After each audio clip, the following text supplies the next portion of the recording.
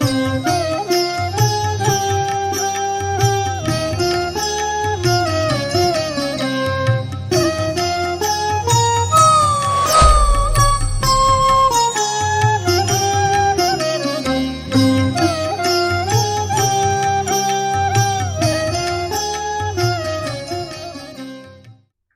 శ్రీమాత్రే నమః.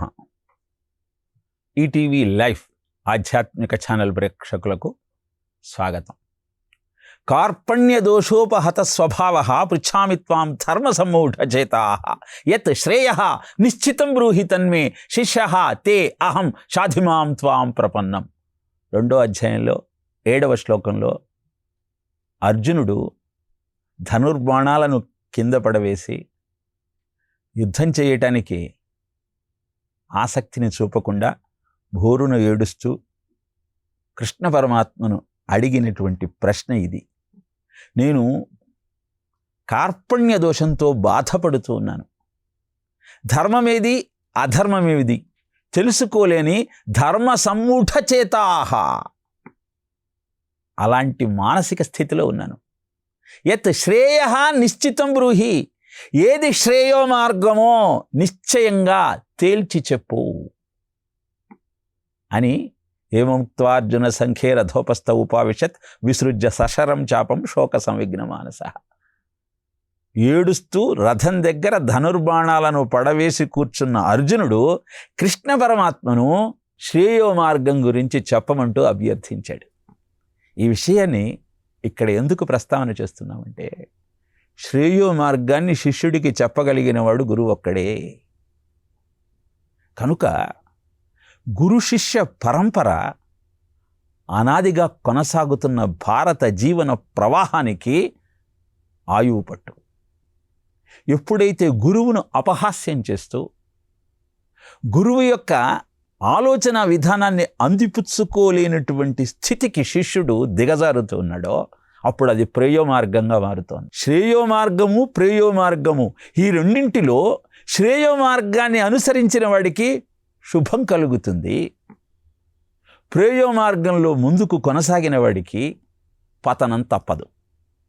శ్రేయశ్చ ప్రేయశ్చ మనుష్యమేతః తౌ సంపరీత్య వివినక్తి ధీరః శ్రేయో హి ధీరో హి ప్రేయసో వృణీతే.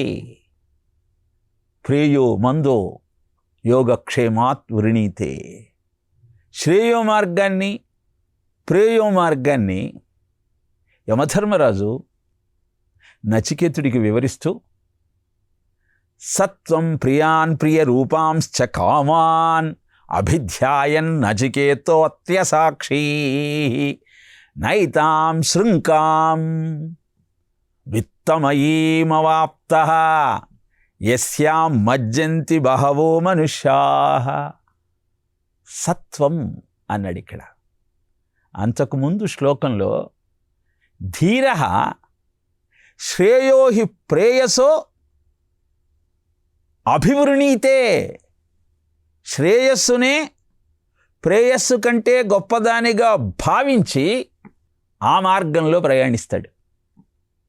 దానికే రామచంద్రమూర్తి యొక్క దృష్టాంతాన్ని చెప్పుకున్నాం. సత్వం అన్నాడు. అలాంటి ధీరుడు నీవయ్యా అని గురువైన వాడు శిష్యుని యొక్క ఆత్మవిశ్వాసాన్ని పెంచే విధంగా అతనికి మార్గదర్శకం చెయ్యాలి. అప్పటిదాకా పరీక్ష పెట్టాడు. పరీక్ష పెట్టేటప్పుడు కఠినంగానే ఉంటాడు.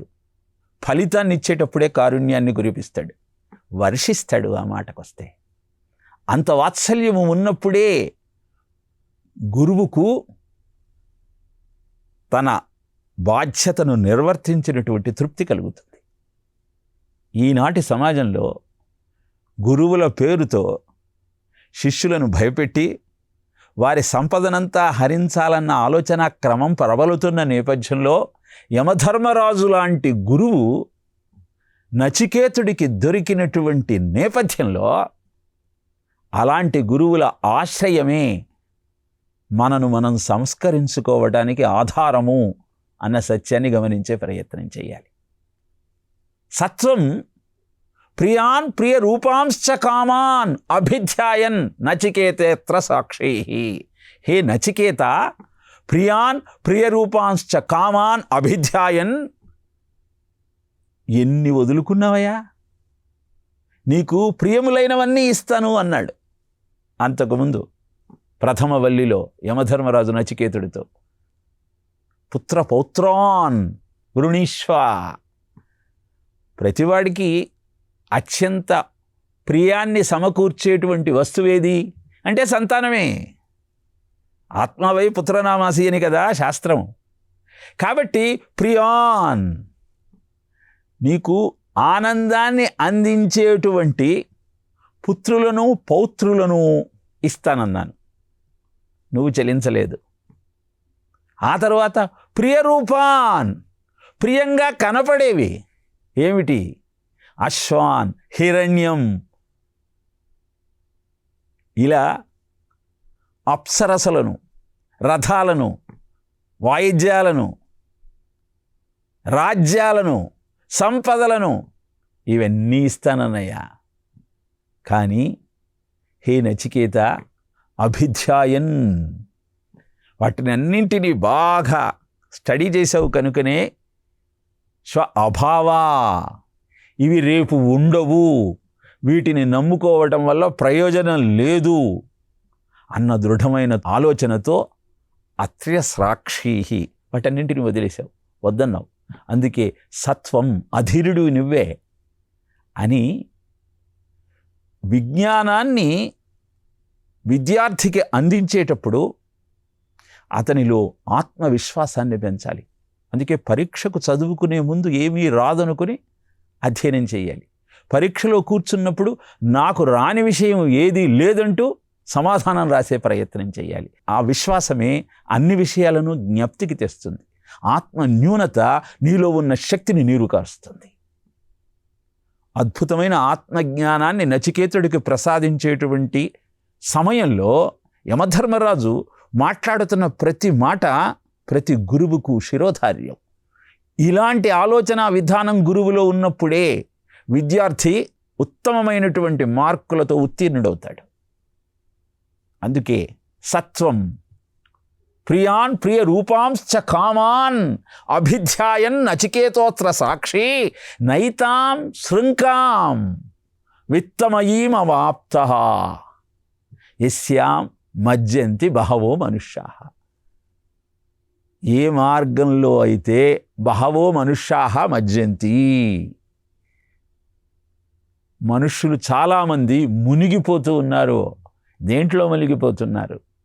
సంపదను ఆర్జించటంలో, సుఖాన్ని అనుభవించటం కోసం, ఐశ్వర్యాన్ని కూడబెట్టడం కోసం, ధన సముపార్జనే లక్ష్యంగా ఎంతోమంది జీవితాన్ని కొనసాగిస్తూ ఉన్నారు.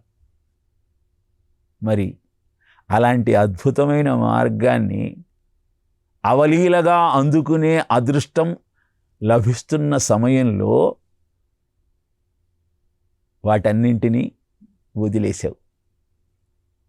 సత్వం, ఆధీరుడివి నీవే. అంటే ఆత్మవిద్యను అందుకునే అర్హత నీకున్నది. ఆ విషయాన్ని నచికేతుడు గ్రహిస్తూ ఉన్నటువంటి సత్యాన్ని యమధర్మరాజు గుర్తిస్తున్నాడు కనుకనే ప్రసంగాన్ని కొనసాగిస్తూ అద్భుతమైన విజ్ఞానాన్ని అందుకోవటానికి సిద్ధం కానమన్నాడు. శ్రేయోమార్గానికి ప్రేయోమార్గానికి ఉన్న తేడాను గుర్తించిన నచికేతుడు మనకు అద్భుతమైనటువంటి ఆత్మవిద్యను అందుకోవటానికి ఆధారంగా నిలిస్తే, అలాంటి మహానుభావులు ఇప్పుడు ఉన్నారు. వారి జీవితాలు మనకందరికీ ఆదర్శంగా మారుతూ ఉన్నాయి. మన పూర్వ ప్రధాని లాల్ బహదూర్ శాస్త్రి గారు ప్రధానిగా బాధ్యతలను నిర్వర్తించకముందు ఒక చోట ఉద్యోగం చేస్తూ ఉండేవారట. 50 రూపాయలు ఆయనకు వేతనంగా ఉండేది. తీసుకొచ్చిన జీతాన్ని భార్యకిస్తూ ఉండేవాడు. ఒకసారి అనుకోకుండా అవసరంగా 50 రూపాయలు కావాల్సి వచ్చినాయి. ఎక్కడ దొరికే అవకాశం లేదు, అప్పు చేసే అలవాటు లేదు కనుక లాల్ బహదూర్ శాస్త్రి గారికి ఏం చేయాలని ఆలోచన పడుతున్నటువంటి సమయంలో భార్య ఈ విషయం గమనించి, ఏమిటండి ఆలోచనలో ఉన్నారు అని ప్రశ్నించింది. ఒక 50 రూపాయలు కావాలి ఎలానా అని ఆలోచనలో ఉన్నాను అంటే, దానికి ఎందుకండి అంత ఆలోచన, మీరు 50 రూపాయలు ప్రతి నెల ఇస్తున్నారు కదా, దానిలో 5 రూపాయలు నేను దాచుకుంటూ ఉన్నాను, అవి 50 రూపాయలు అయినాయి అని 50 రూపాయలు తెచ్చిచ్చిందిట లాల్ బహదూర్ శాస్త్రి గారికి. ఆయన అవసరాన్ని తీర్చుకున్న తర్వాత వెంటనే ఆఫీసుకి వెళ్ళి, ఏమండి మీరు నెలకు 50 రూపాయల జీతం మాకు ఇస్తున్నారు, నాకు 45 రూపాయలే సరిపోతాయి, కనుక 45 రూపాయలే ఇవ్వండి, నెక్స్ట్ మంత్ నుంచి 50 రూపాయలు నాకు అక్కర్లేదు అని తెలియజేశాట. ఎంత అద్భుతమైన ఆలోచన విధానం అండి. అందుకే లాల్ బహదూర్ గారి శాస్త్రి గారి జీవితము, ఆయన నడిచిన బాట మనకందరికీ ఆదర్శంగా మారింది.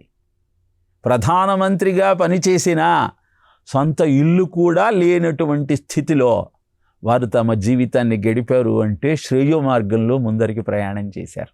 అదే రామచంద్రమూర్తి నడిచిన బాట, అదే మనకు ఆదర్శం కావాలి. రామచంద్రుని బాట నడచిన రామరాజ్యపు జాడలేవి, స్వర్ణయుగమున అమ్మినట్టి రత్నరాసుల ఛాయలేవి, ఏదిరా ఆ రంతిదేవుని దతృవైభవము. అవన్నీ ఈనాటి సమాజంలో ఎందుకు మృగ్యమవుతూ ఉన్నాయి అంటే, శ్రేయో మార్గాన్ని విడిచి ప్రేయో మార్గంలో ముందుకు నడిచేటువంటి అలవాటు ఎప్పుడైతే మనలో ఎక్కువగా ఉంటుందో అప్పుడు మనకు ఇలాంటి పరిస్థితి దాపురిస్తూ ఉన్నది. అందుకే సత్వం ప్రియాన్ ప్రియ రూపాంశ్చ కామాన్ అభిధ్యాయన్ నచికేతోత్ర సాక్షీ నైతాం శృంకాం విత్తమయీమవాప్తః యస్యాం మజ్జంతి బహవో మనుష్యాః. చాలామంది నడిచేటువంటి ఆ మార్గంలోకి ప్రవేశించకుండా నీవు శ్రేయో మార్గంలో ముందుకు నడిచిన ధీరుడివయ్యా.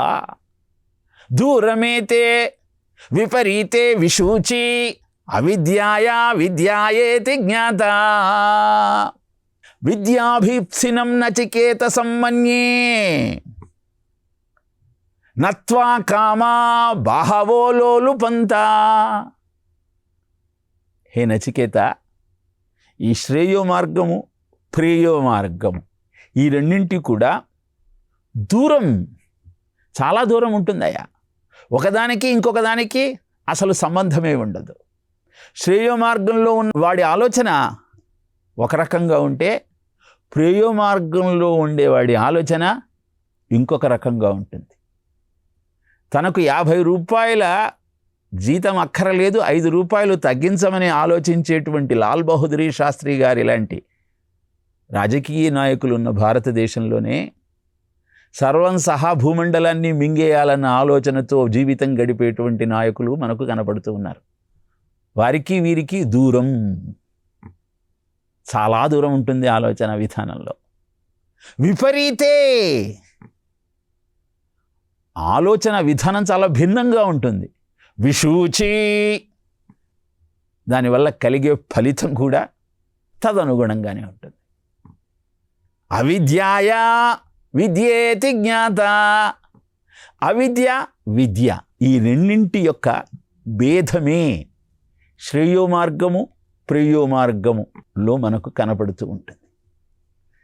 ఈశావాస్యోపనిషత్తు ఒక మాట చెప్తుంది, విద్యాంచ అవిద్యాంచ ఎత్తత్వేద ఉభయం సహా అవిద్యయామృతం తీత్వా విద్యయామృతమశ్నుచే. భారతీయ జీవన విధానం అంతా విద్య అవిద్యల సమ్మేళనంగా ముందుకు సాగుతూ ఉంటుంది. వాటి యొక్క విశేషం ఏమిటో తెలుసుకోవాలి. విద్య అంటే ఎక్స్టర్నల్ ఎక్స్పీరియన్సబుల్ స్పిరిచువల్ నాలెడ్జ్, మనకు మనము అందుకోవలసిన అద్భుతమైన ఆధ్యాత్మిక విద్య.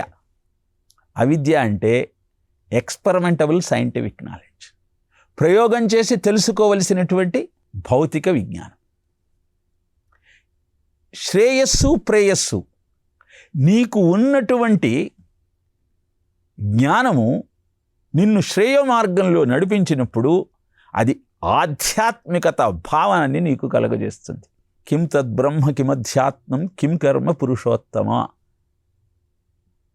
అని ఆధ్యాత్మికత అంటే ఏమిటి అని అర్జునుడు కృష్ణుడిని ప్రశ్నించినప్పుడు అక్షరం బ్రహ్మపరమం స్వభావోధ్యాత్మ ఉచ్యతే. క్షరం కానటువంటి పరబ్రహ్మ తత్వము నీ స్వభావాన్ని నీకు తెలియజేసేదే ఆధ్యాత్మికత. ఇలా విద్యాభీప్సినం నచికేతసం మన్యే. ఓ నచికేత, విద్య పట్ల ఆసక్తితో ఉన్నావు అని నేను భావిస్తూ ఉన్నాను. ఎందుకంటే నయతాం కామాన్ బహవో లోలుపంత. అనేకమైన కోరికలను అవలీలగా అందుకునే అవకాశం దొరికినప్పటికీ ఆ ప్రేయో మార్గంలోకి ప్రయాణించాలన్న ఆలోచనలో నీలో కలగకపోవటం వల్ల విద్యాభీప్సినం నచికేతసం మన్యే. నచికేతుడు విద్య జ్ఞానాన్ని అందుకోవాలన్న ఆలోచనతో ఉన్నాడు అని నాకు అనిపిస్తూ ఉంది. నిధి చాలా సుఖమా, రాముని సన్నిధి చాలా సుఖమా అంటాడు త్యాగరాజస్వామి వారు. కేవలము ధనమే సర్వస్వమని భావనతో దాని సముపార్జనలో గడపటము శ్రేయస్కరమా, లేక రాముని సన్నిధిలో కూర్చొని ఆయన నామస్మరణ చేస్తూ జీవితాన్ని ఆధ్యాత్మిక భావనతో ముందుకు నడపటము శ్రేయస్కరమా? ప్రశ్నిస్తారు. మహానుభావులు వారి జీవితాన్నే మనకు తత్వజ్ఞానంగా మన కళ్ళ ముందు ఉంచారు. మనం ఆ కథలను వింటూ ఆహా అద్భుతమైన త్యాగరాజస్వామి వారి కీర్తన అని పొంగిపోతాం. కానీ నిజంగా వారు చూపిన బాటలో నడవటానికి మనము సమాయత్తమవుతున్నామా లేదా అని ప్రశ్నించుకున్నప్పుడు మాత్రమే ఆ కథలను విన్నటువంటి ప్రయోజనం కలుగుతుంది. లేదంటే that is all spiritual entertainment.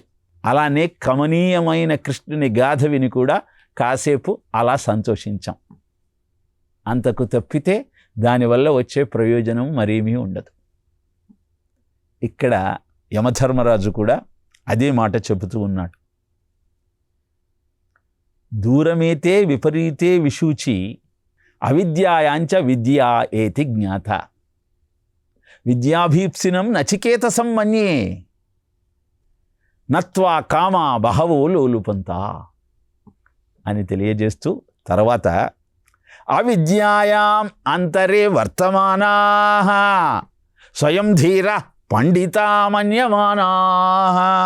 దంద్రమ్యమాణా పర్యంతి మూఢాః అంధేనైవ నీయమానాయ ధాంధాః. ఇహ అవిద్యలో కూరుకుపోయి ఉన్న వారి పరిస్థితి ఎలా ఉంటుందో ఇక్కడ వివరిస్తూ ఉన్నాడండి. ఇది మనకు ఆధునిక సమాజానికి చాలా అవసరమైనటువంటి ఆలోచన విధానం. ఎందుకంటే ఈరోజు సమాజంలో గురువుల పేరుతో జరిగేటువంటి తతంగం అంతా చూస్తే శిష్యులను వాళ్ళు ఎంత భయభ్రాంతులను చేస్తూ ఉన్నారు. ఎన్ని వేద విరుద్ధమైన ఆలోచనలతో సమాజాన్ని అతలాకుతలం చేస్తూ ఉన్నారు అన్నది మనకు అవగతమవుతుంది. అవిద్యాయామంతరే వర్తమానాః స్వయం ధీరాః పండితం మన్యమానాః. ఎవడికి వాడే భగవంతుడు అన్న భావనతో శిష్యులకు ఉపదేశం చేసే ప్రయత్నం చేస్తూ ఉన్నారు. వేద విరుద్ధమైన భావజాలాన్ని అదే మాటలతో, అదే రూపాలతో, అదే ఆచారాలతో ప్రచారం చేసే ప్రయత్నం చేస్తూ ఉన్నారు. అమాయకులైన శిష్యులు అరే వీరు రాముడి గురించే చెబుతున్నాడే, కృష్ణుని కథే చెబుతున్నాను అంటున్నాడే, శివుని యొక్క స్వరూపాన్నే ప్రదర్శిస్తూ ఉన్నాడే అని ఆ సమూహంలోకి ప్రవేశించినప్పుడు అప్పుడు ప్రారంభమవుతుంది ఆ శిష్యుడి యొక్క అవస్థ. అప్పటిదాకా రాముడన్నా, కృష్ణుడన్నా, శివుడన్నా సాక్షాత్తు ఆ పరబ్రహ్మ స్వరూపం అన్న భావనతో వారికి నమస్కరించిన ఆ శిష్యుడికి అక్కడ వారిని కూడా పుట్టించిన ఇంకొక మహానుభావుడు ఉన్నాడు, అతనికి నమస్కరించమని చెబుతూ ఉంటే ఏం చెయ్యాలో తెలియని అయోమయ స్థితి. ఇది నిజమా, అది నిజమా? దీన్ని తేల్చేది ఎవరు అంటే వేదమే ప్రమాణము, వేదోఖిల ధర్మమూలము. వేదం ఏం చెప్పిందో, స్మృతి ఏం చెప్పిందో, పురాణం ఏం చెప్పిందో అదే ప్రమాణం. అంతేకాని కాస్త ఆ శాస్త్రాలను, ఆ పురాణాలను కొంత అధ్యయనం చేసి దాని నుంచి ఒక కొత్త సిద్ధాంతం పుట్టించి అదే మిమ్మల్ని సంరక్షించే విజ్ఞానం అంటూ తమ వాక్చాతుర్యంతో ప్రజలను మోసం చేసేటువంటి అవిద్యాయామంతరే వర్తమానాః స్వయం ధీర పండితామన్యమానాః, వాళ్లే ధీరులు, పండితులు, తెలియని విషయం ఏది వాళ్లకు లేదు అన్న ఆలోచన విధానాన్ని వ్యాప్తి చేస్తున్నటువంటి నేపథ్యంలో గురువు అనేవాడు ఎలా ఉండాలి? ఆ గురువు చెబుతున్న మాటలకు ఆధారం ఏం కావాలి?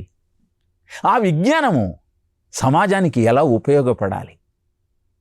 సమాజానికి హితాన్ని చేకూర్చుకోవటం వల్ల ఆ విజ్ఞానాన్ని ఎలా అనుష్ఠించాలి అన్న విషయాన్ని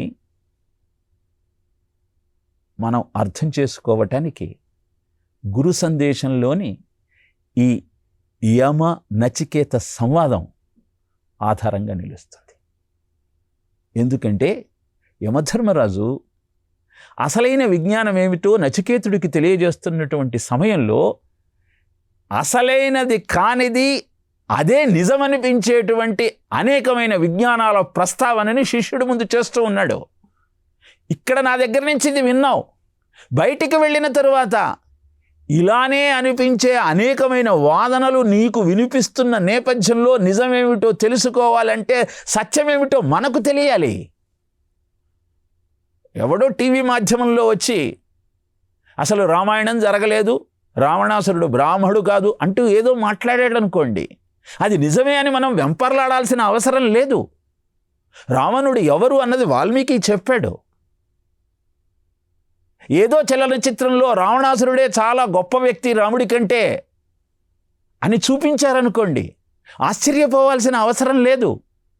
వాల్మీకి రామాయణం ఏం చెప్పారో దానిని ప్రమాణంగా తీసుకుని ఆలోచన చెయ్యాలి. అదే ఇక్కడ చెబుతున్నాడు యమధర్మరాజు నచికేతుడికి. అవిద్యాయామంతరే వర్తమానాః స్వయం ధీర పండితం మన్యమానాః దంజన్యమానః పరిణంతి మూఢాః అంధేనైవ నీయమానాయ దాంధాః దంజమ్యమానః. భ్రమలో పడేస్తారు, ప్రజలనందరినీ మూఢులుగా మార్చి ఒక గుడ్డివాడు ఇంకొక గుడ్డివాణ్ణి ఎలా అయితే మార్గదర్శకం చేస్తూ ముందుకు నడిపిస్తాడో అలా నడిపించే ప్రయత్నం చేస్తారు. సమాజమంతా గుడ్డివాళ్ల సామ్రాజ్యంలాగా మారిపోయేలాగా వారి ప్రవచనాలు కొనసాగుతూ ఉంటాయి. కనుక నచికేత నిజమేమిటో తెలుసుకోవాలి అంటే వేద విజ్ఞానాన్ని అనుష్ఠానం ద్వారా అనుభూతిలోకి తెచ్చుకున్నటువంటి గురువు యొక్క సమక్షంలో మాత్రమే నీ సాధన కొనసాగించాలి. అనేకమైనటువంటి మార్గాలలో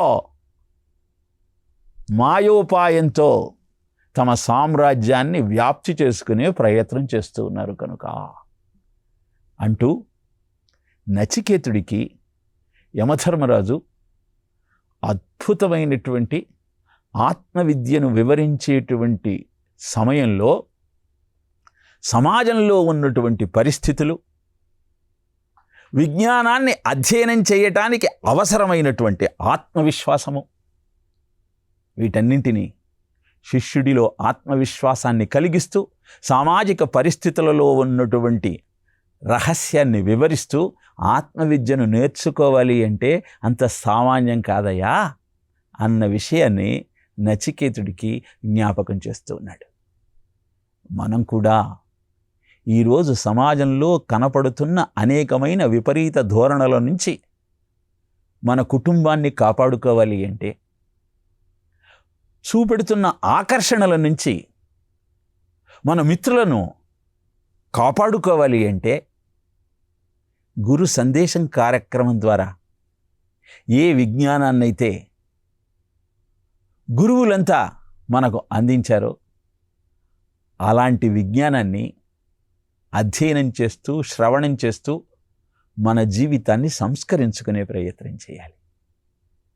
యమధర్మరాజుకు నచికేతుడికి జరిగిన అద్భుతమైన ఈ సంవాదమంతా ఆ విషయాన్నే మనకు విశదీకరిస్తూ ఉన్నది. ఇంకా తన అద్భుతమైన బోధను ద్వితీయ వల్లిలో యమధర్మరాజు ఎలా కొనసాగించాడో మరొక ప్రసంగంలో మీకు తెలియజేసే ప్రయత్నం చేస్తాను. ఓం తత్సత్.